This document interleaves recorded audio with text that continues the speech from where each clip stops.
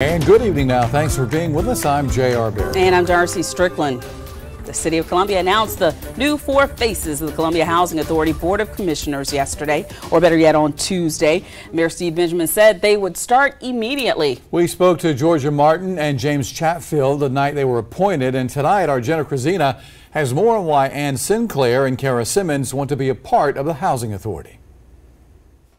I have a responsibility to fight for the residents and for the community. Kara Simmons says that is one reason why she wanted to be on the Columbia Housing Authority Board of Commissioners. I am up for a challenge and the task ahead, and I've strategically decided that this is the way that I want to make an impact and a legacy within my community by dealing with such a I guess people would run away from the issue, but for me, I'm going to run towards it because I would like to see change and I would like to see impact. On top of that, Simmons says she wants to work on more affordable housing, homelessness, and family sustainability. As a Columbia College grad, Simmons is now a professor there, as well as the executive director of Columbia Bethlehem Community Center and board chair of the Talented 10th, a nonprofit founded by Mayor Steve Benjamin. I am very intentional about leaving something better than it was before I came in. So being strategic and impactful is something that is at the forefront for me.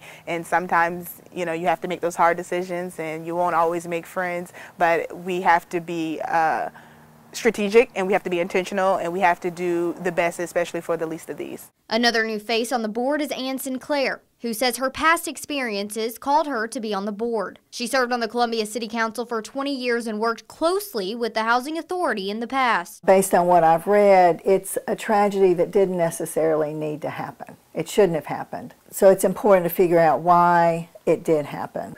However it happened, it can't happen again. Sinclair says she has always been an advocate for safe housing and will continue to be one. While she is ready to learn, she says the first priority will be finding a new executive director. Establishing new leadership is very, very important. Obviously, Mr. Walker has announced his retirement.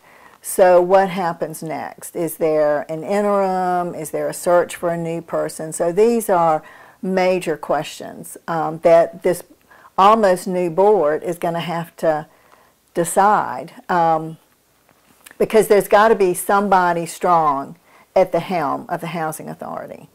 And so that will be a very important first step for us. Both Simmons and Sinclair say they want to put the residents of the authority first and make positive changes as the board moves forward. In Columbia, Jenna Krasina, News 19 WLTX.